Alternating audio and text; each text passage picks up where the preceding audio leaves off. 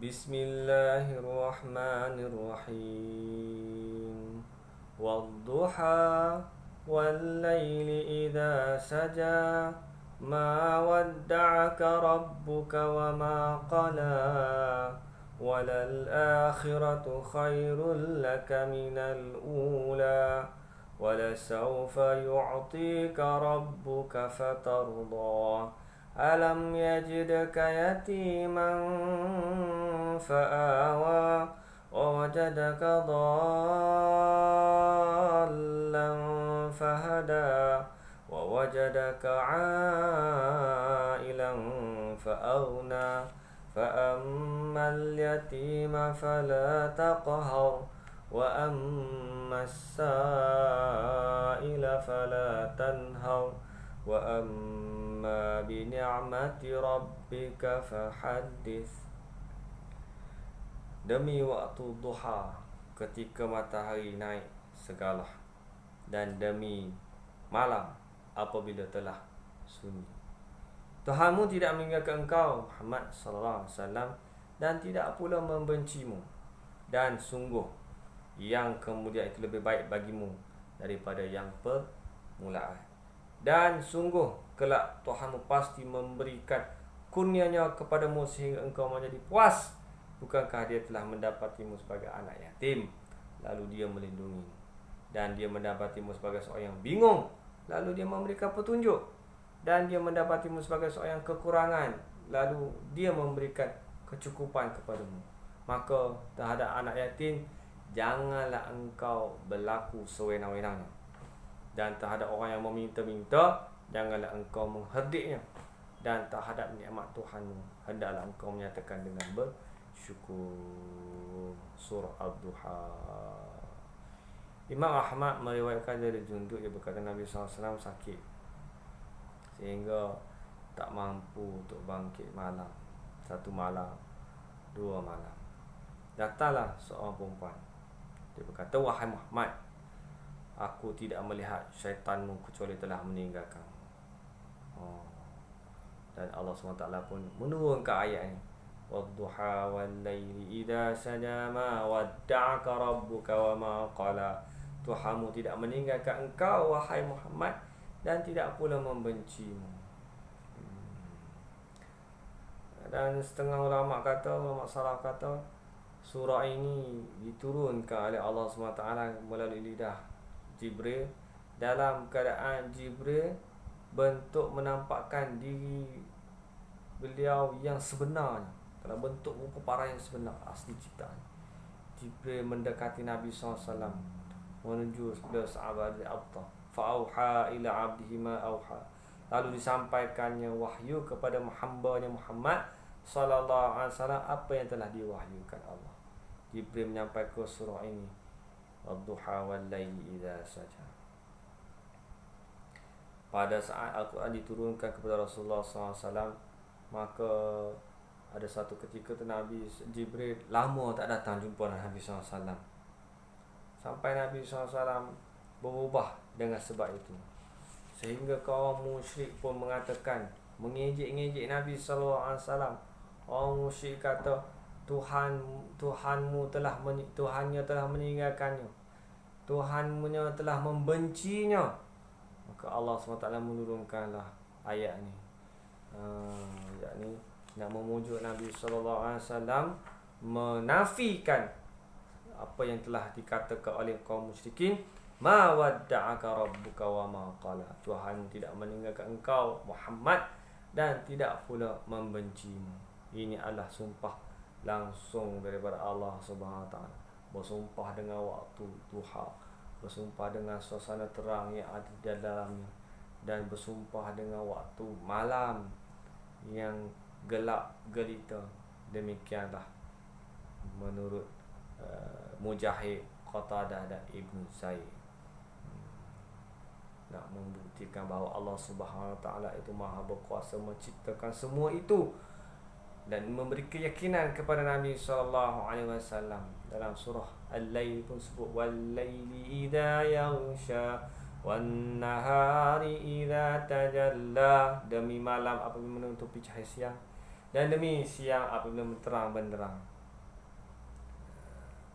Dan firman Allah SWT, ma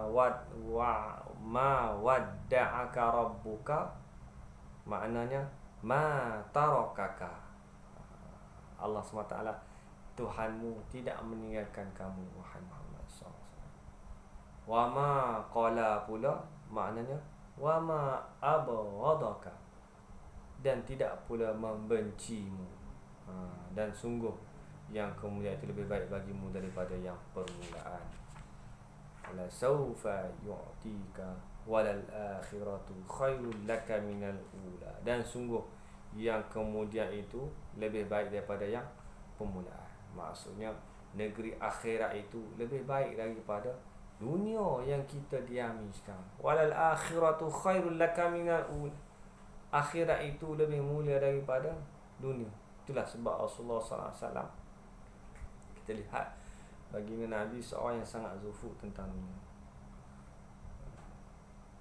Dan bagaimana kita lihat sirah Nabi Muhammad SAW, di akhir hayat baginda, dia berikan pilihan nak hidup lebih lama di dunia ataupun akhirnya masuk syurga. Nabi SAW memilih perjalanan ke syurga di antara jalan menuju Allah Azza wa Jalla. Memilih apa yang ada di sisi Allah Subhanahu wa taala daripada dunia yang hina ini.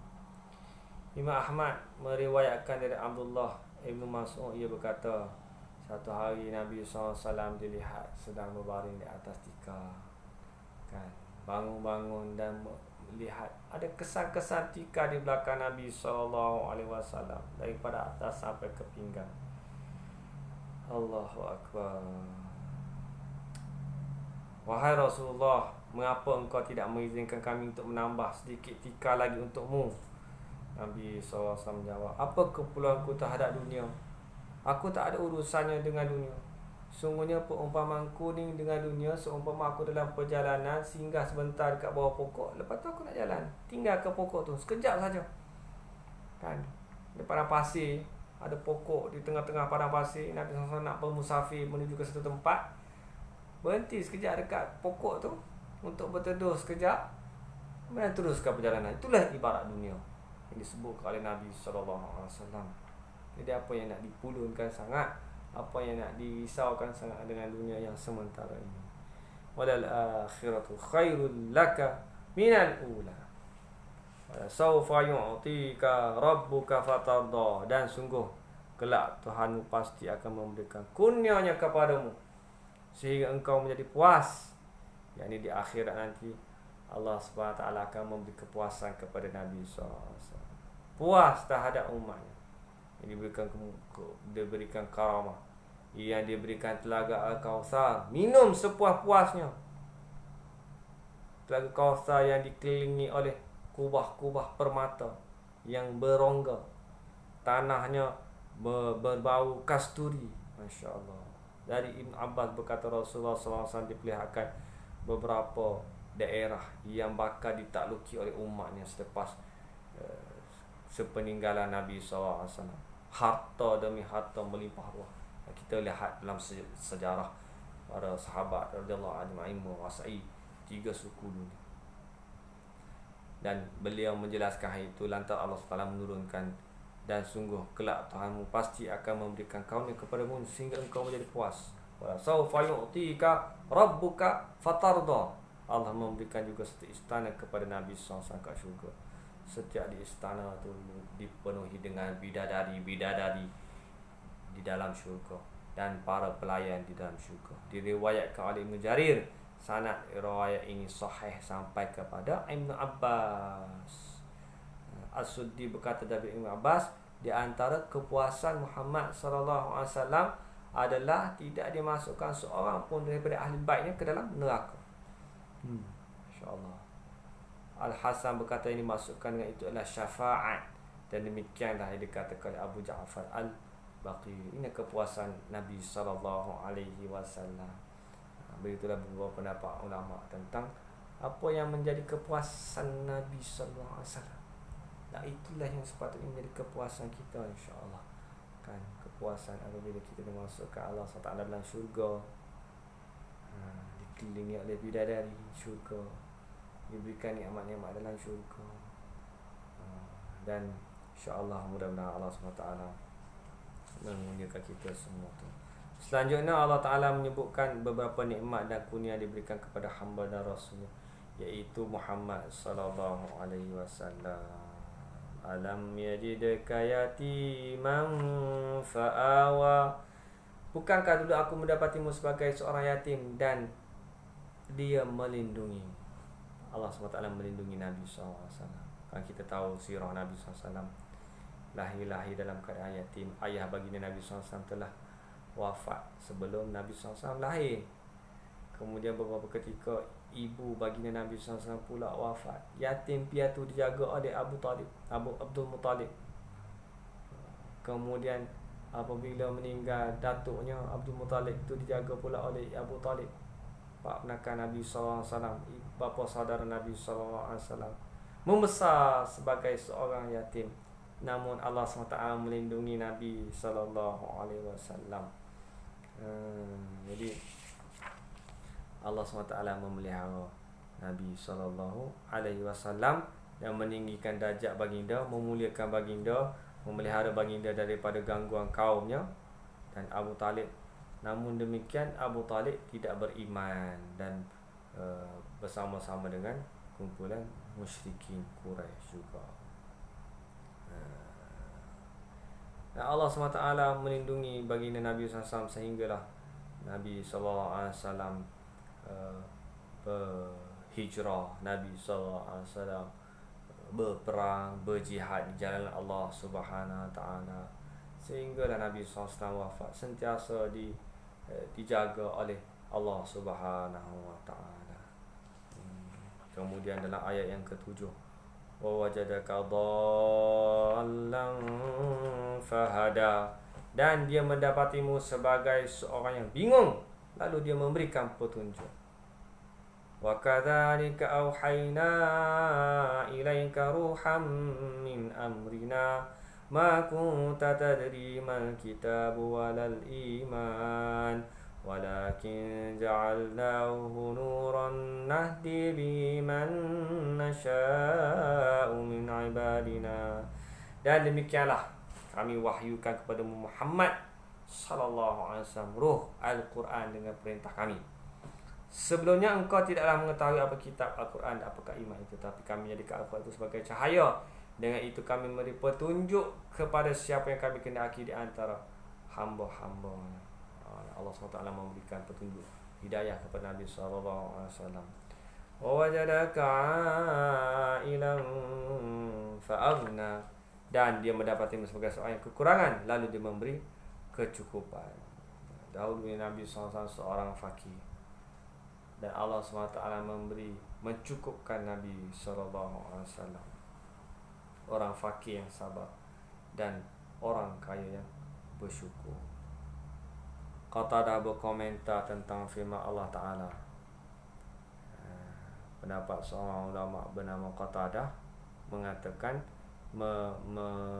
menafsirkan alam yajidka yatiman fa'awa ini bermakna dan dia mendapatimu sebagai seorang yang bingung, lalu dia memberikan petunjuk, dan dia mendapatimu sebagai seorang kekurangan lalu dia memberikan kecukupan.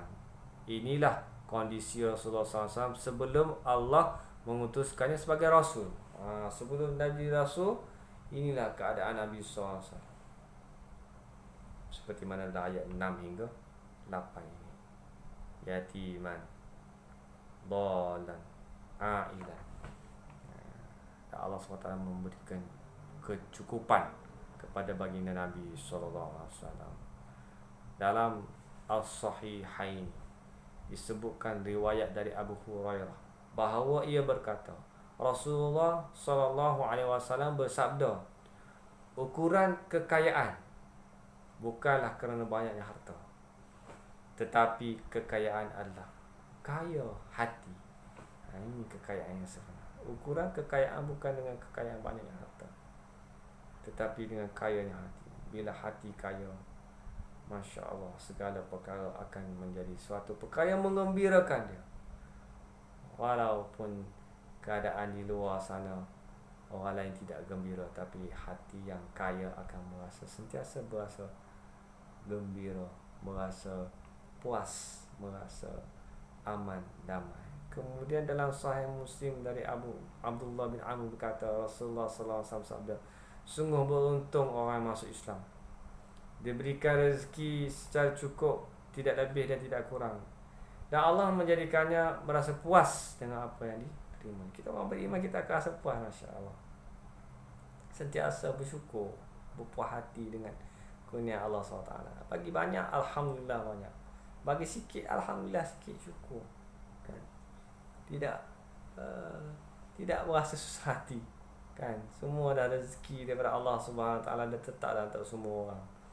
Sebenarnya Allah SWT berfirman, Ammal yatima fala taqhar, janganlah engkau melakukan sewenang-wenangnya kepada anak yatim.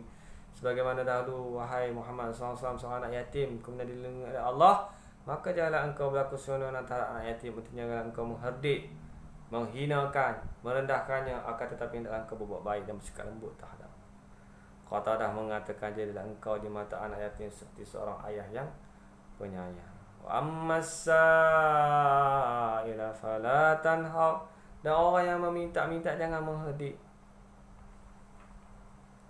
Janganlah menjadi orang yang sombong, orang yang bongkak, mengherdik, bersifat kasar kepada orang yang lemah. Mentang-mentanglah kamu kaya, mentang-mentanglah kamu berada, kamu mengherdik orang miskin yang meminta-minta. Tahulah kita bahawa rezeki itu adalah milik Allah SWT. Kekayaan kamu itu bukan kekayaan hak mutlak kamu, itu adalah kekayaan Allah SWT. Ada kalanya orang itu kaya, dunia ini ibarat roda yang berpusing. Ada kalanya berada di atas, kadang-kadang berada di bawah. Orang yang berada di atas boleh jadi suatu hari nanti dia akan turun ke bawah. Dan jangan bila kamu berada di atas, janganlah kita rasa bongkak, rasa takjub, rasa takabur. Kata semua adalah milik Allah SWT, hanya pinjaman sementara. Amma bi ni'mati rabbika fahaddits, dan terhadap nikmat Tuhanmu hendaklah engkau nyatakan dengan bersyukur. Yakni sebagaimana dulu seorang yang kekurangan lagi fakir, kemudian Allah mencukupkan, maka ceritakanlah nikmat itu kepada Allah Ta'ala. Sebutkan dalam doa, Nabi SAW selalu berdoa, waj'alna syakirina li ni'matika, ya Allah, jadikanlah kami orang yang mahu mensyukuri nikmat-Mu, musnina biha qabiliha, terus menerus memujinya dan menerimanya, wa atmimha alaina, dan sempurnakanlah nikmat kami. Semua nikmat Allah SWT, kita minta Allah SWT bagi kita perasaan bersyukur. Dan dari Abi An-Nadrah berkata, dahulu kaum muslim memandang bahawa orang yang bersyukur terhadap nikmat hendaknya mengutarakan nikmat tersebut, mengucapkan nikmat tersebut, sebutlah nikmat Allah SWT kepada kita. Kan? Kita ni selalu kalau sakit baru nak cerita ke orang. Oh sakit, sikit belakang, sikit badan, sikit mata, sikit hidung. Masa sihat tak sebut ke orang, Alhamdulillah hari ni sihat mata, sihat hidung, sihat belakang, sihat tangan, sihat kaki. Kan?